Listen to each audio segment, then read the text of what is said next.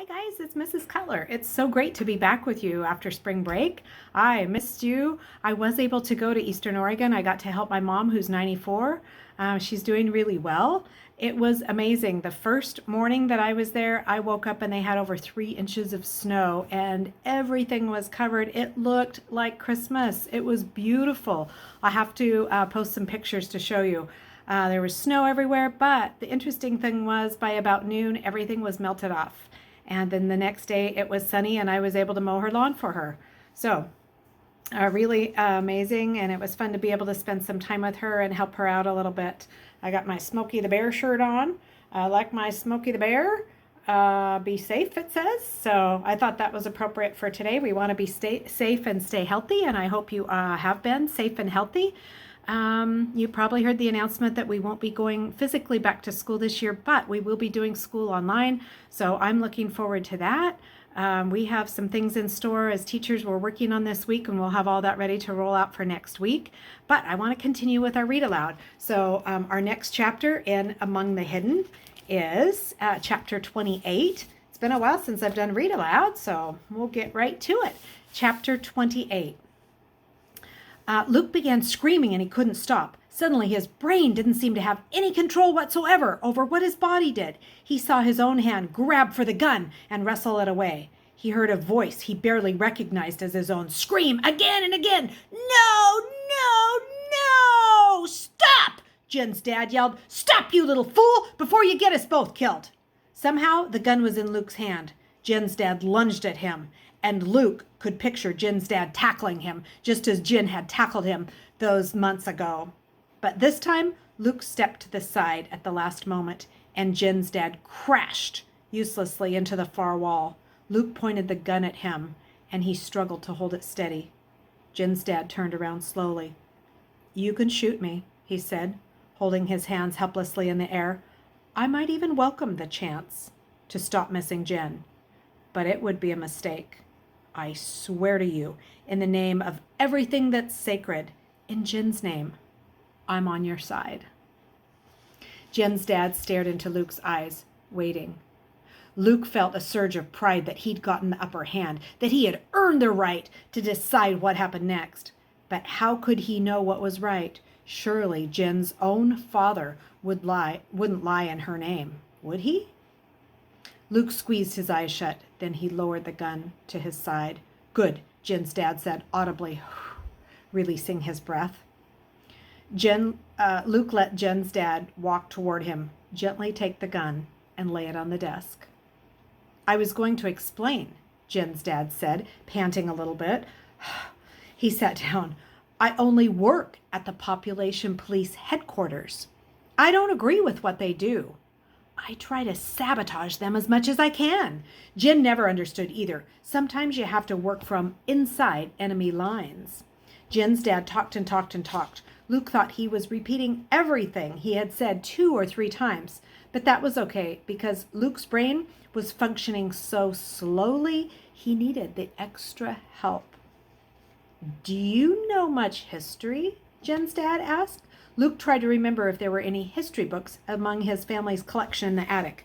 Did adventure stories of long ago count? He cleared his throat, "just from the books Jen loaned me." "Which ones?" Luke pointed to the ones on the shelf above the computer. "Sorry, I have an itch and I can't touch my face."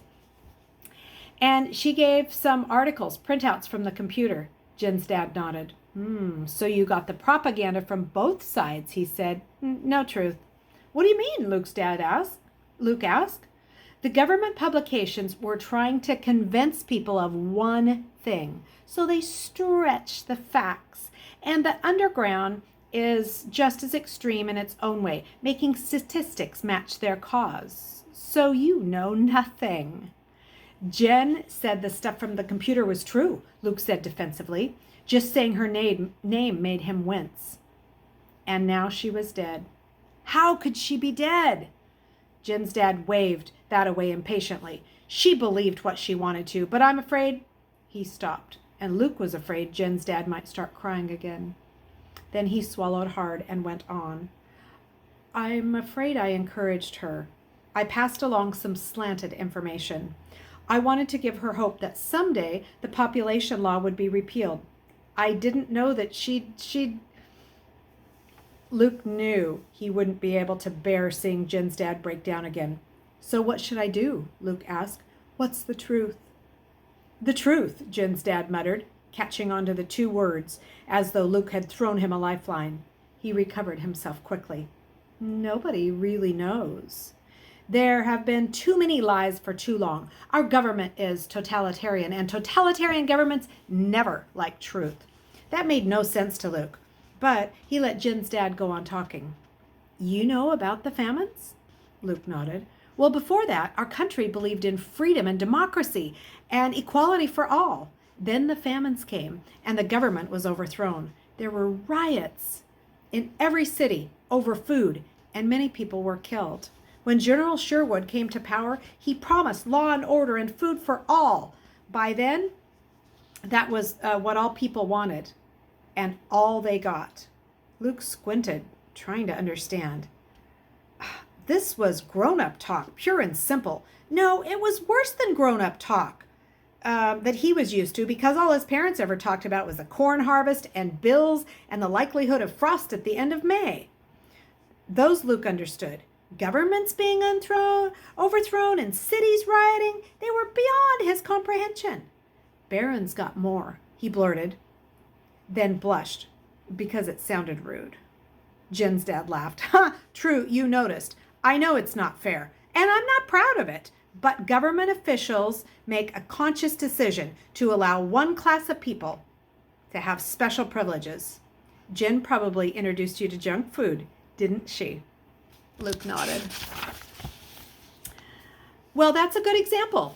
Officially, it's illegal, but no one got arrested for supplying Barron's with junk food, which is mighty convenient considering that all powerful government officials are Barron's. The cynicism in his voice sounded so much like Jen that Luke almost gave in to his grief again.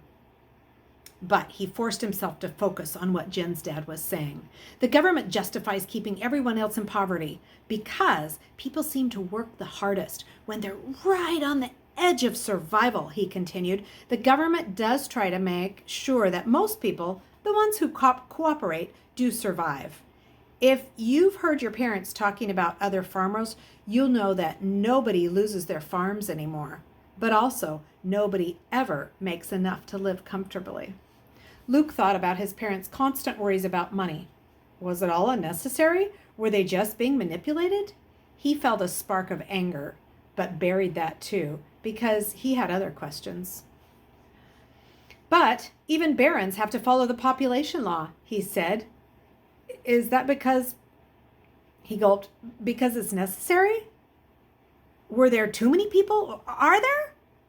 Probably not, Jen's dad said. If food had been distributed fairly, if people hadn't panicked, if we had good leaders being honest about the need for everyone and their cooperation, we could have survived the crisis without curtailing everyone's rights. And now it shouldn't be a problem if some people chose to have 3 or 4 kids, as long as some other people chose to have none. But the population law became General Sherwood's proudest accomplishment. That's why even barons aren't exempt. He points to and says, see how much control I have over my people's lives? So it is wrong, Luke said, trying to grasp the point. Well, I believe so, yes, Jen's dad said. Luke felt a strange sense of relief that it wasn't truly wrong for him to exist, just illegal. For the first time since he's read the government books, he could see the two things being separate. Maybe that was why he'd been too scared to go to the rally.